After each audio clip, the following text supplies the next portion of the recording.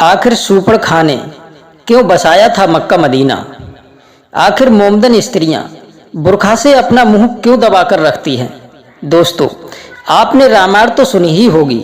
क्या आपको पता है कि रावण के मर जाने के बाद शूरपणखा कहाँ चली गई? क्या मक्का मदीना को बसाने वाली शूरपणखा ही थी? इस संसार में जितने भी मुसलमान हैं, क्या वो शूरपणखा के ही वंशज हैं? और मक्का मदीना में हिंदुओं को क्यों नहीं जाने दिया जाता है? आखिर हिंदुओं को ही प्रतिबंध क्यों है? आखिर सच क्या है, जानते हैं इस वीडियो के माध्यम से, इसलिए वीडियो को पूरा जरूर सुनें। मित्रों, ये बात तो हम सभी जानते हैं कि रामायण में सभी राक्षसों का वध हुआ था, लेकिन विभीषण का वध नहीं हुआ था और ना ही शूरपणखा का वध हुआ था।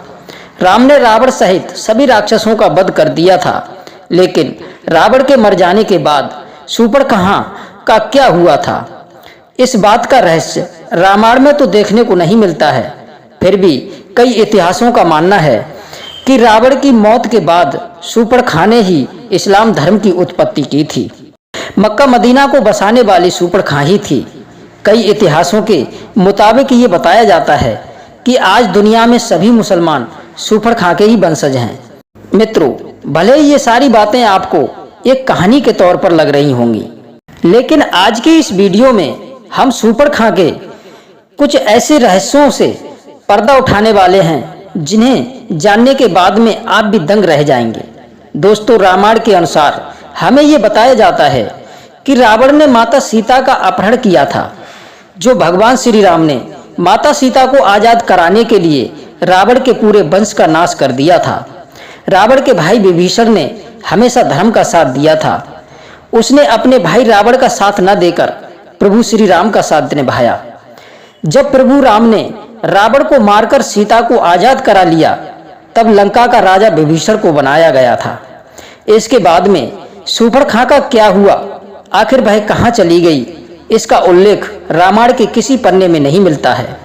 इससे पहले जब शूरपणखा भगवान श्री राम से आकर्षित होकर प्रभु राम से विवाह करने का प्रस्ताव लेकर आई थी, तो भगवान श्री राम ने शूरपणखा से विवाह करने से इनकार कर दिया था, क्योंकि भगवान श्री राम माता सीता से विवाह कर चुके थे। लेकिन भगवान श्री राम ने अपने भाई लक्ष्मण की ओर इशारा करते हुए कहा, अगर आप चाहें तो मेरे छोटे भाई लक्ष्मण से आप विवाह करने के लिए पूछ सकती हैं। और जब शूरपणखा लक्ष्मण के पास में विवाह का प्रस्ताव लेकर के जाती है, तो लक्ष्मण भी शूरपणखा के इस प्रस्ताव को ठुकरा देते हैं। फिर इसके बाद में शूरपणखा भगवान श्री राम के पास जाकर के माता सीता को भला बुरा कहने लगी। और शूरपणखा ने राम से ये भी कहा था कि अगर वह शूरपणखा से विवाह नहीं करेंगे तो वह उस माता सीता को मार देगी। पर यह बात लक्ष्मण जी को बहुत बुरी लगती है। जैसे ही शूरपणखा माता सीता को मारने के लिए आगे बढ़ती है, तो लक्ष्मण माता सीता का बचाव करते हुए शूरपणखा की नाक काट देते हैं। इसके बाद वह कटी हुई नाक लेकर अपने भाई रावण के पास में जाती है, तो वह सारी बात अपने भाई रावण को बताती है। तो रावण अपनी बहन शूरपणखा के अपमान के बदला लेने के लिए तो वह माता सीता का अपहरण कर लेता है। इसके बाद में भगवान श्री राम समुद्र पर सेतु का निर्माण करके जब लंका पहुंचते हैं, तब रावण को मृत्यु का दंड देते हैं। लेकिन दोस्तों, इसके बाद में सभी लोगों के मन में यह विचार उत्पन्न होता है, या सभी के मन में यह प्रश्न उठता है कि आखिर रावण के मरने के बाद में वह शूरपणखा कहाँ चली गई, उस शूरपणखा का क्या हुआ था। सभी इतिहासों के मुताबिक बताया जाता है कि शूरपणखा जो थी वो दुनिया की सबसे सुंदर स्त्री थी, और जब माता सीता की बचाव करते हुए लक्ष्मण ने उसकी नाक काट दी थी, तो वह अपने चेहरे को देख करके बहुत ही शर्म महसूस किया करती थी।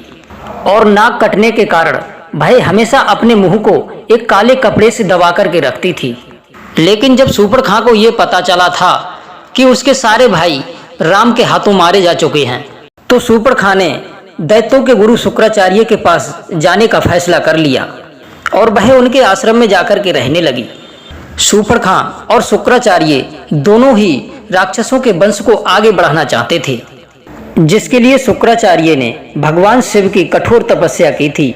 और उनकी कठोर तपस्या को देख करके असुरों को अमर होने के बजाय उन्हें एक शिवलिंग दी थी और भगवान शिव ने शुक्राचार्य को वरदान के रूप में वह शिवलिंग देते हुए ये भी कहा था कि अगर कोई वैष्णव या फिर कोई वैष्णव भक्त, भगवान विष्णु का भक्त, जिस दिन उस भक्त ने इस शिवलिंग पर गंगा जल छिड़क दिया, उस दिन इस संसार से संपूर्ण राक्षस जाति का वंश खत्म हो जाएगा। इसके बाद में दैत्यों के गुरु शुक्राचार्य ने भगवान शिव के द्वारा दिया गया शिवलिंग हिंदुओं से बचा करके इसे रेगिस्तान में छिपा दिया, क्योंकि हिंदुओं का हर धर्म भगवान विष्णु को जरूर मानता है। अगर किसी दिन किसी ने गंगा जल इस शिवलिंग पर छिड़क दिया, उसी दिन इस संसार से सारे असुरों का वंश खत्म हो जाएगा। यही सब सोच करके शुक्राचार्य ने इस शिवलिंग को हिंदुओं से सबसे छिपाकर, इनसे दूर रख करके इसे रेगिस्तान में स्थापित कर दिया। दोस्तों, जिस जगह उस शिवलिंग को रेगिस्तान में स्थापित किया गया था, उस जगह को आज हम सब लोग मक्का मदीना के नाम से जानते हैं। लेकिन दोस्तों, आपको सुनने में ये बात हजम नहीं हो रही होगी, लेकिन आपने प्राचीन समय में ये तो सुना ही होगा कि उस जगह पर मक्केश्वर महादेव का एक मंदिर हुआ करता था। यहाँ पर भगवान शिव का एक शिवलिंग स्थापित था। दोस्तों, ये वही शिवलिंग है जिसे भगवान शिव ने शुक्राचार्य को दिया था, और इस शिवलिंग को हिंदुओं से छिपाने के लिए दैत्य गुरु शुक्राचार्य ने भारत से दूर सऊदी अरब में मक्का में इसे स्थापित कर दिया। शुक्राचार्य ने इस शिवलिंग को मक्का में इसलिए स्थापित किया था कि उन्हें लगता था कि यह बात किसी हिंदू को पता नहीं चलेगी और राक्षसों का भविष्य सुरक्षित रह करके उनका वंश बढ़ता चला जाएगा।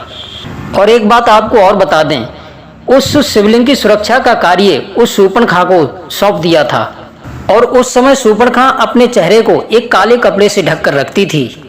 इसके बाद शूर्पणखा ने अपने कई बच्चों को जन्म दिया था अपना वंश बढ़ाने के लिए।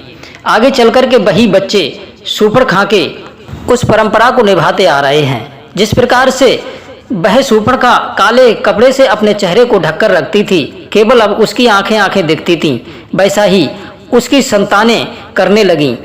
बुर्का पहन करके पूरे चेहरे को ढककर केवल उनकी आंखें ही दिखाई देती हैं। इस तरह से शूर्पणखा की संतानें भी अपने चेहरे को ढककर रखने लगी।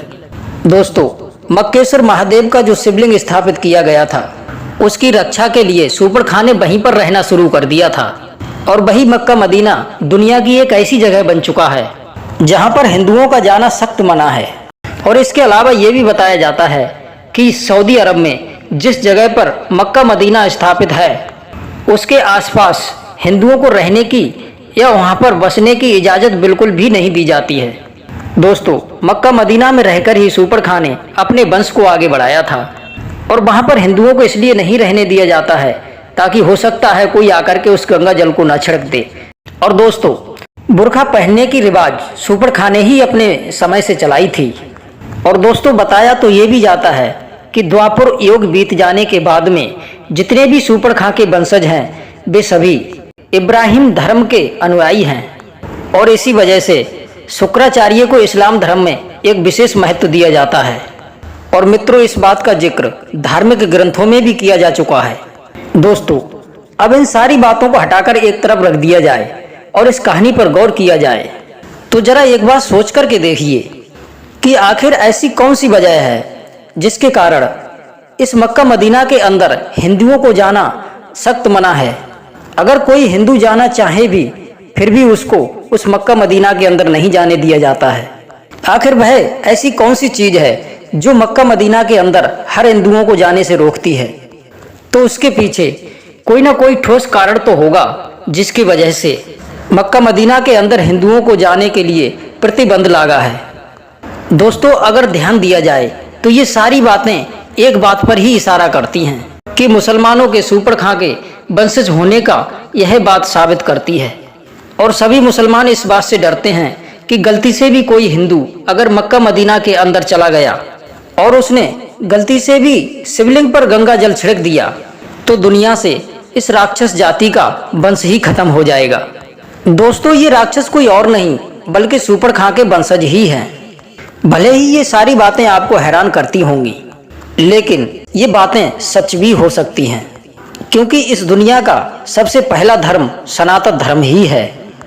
क्योंकि दुनिया में रहने वाला हर व्यक्ति सनातन धर्म से जरूर ताल्लुक़ रखता है और हमारे ईश्वर भी सनातन धर्म से ताल्लुक़ रखते हैं। दोस्तों, ऐसा ही प्राचीन समय में भी हुआ करता था।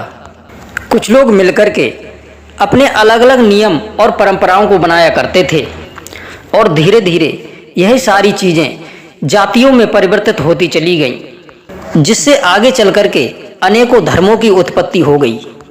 लेकिन इस्लाम धर्म के बारे में आज भी कई सवाल उठते हैं कि हिंदुओं को आखिर मक्का मदीना के अंदर क्यों नहीं जाने दिया जाता है। तो दोस्तों, हमें कमेंट करके ज़रूर बताएं। दोस्तों, आपको क्या लगता है, मक्का मदीना के बारे में कही जाने वाली ये सारी बातें क्या सच हो सकती हैं?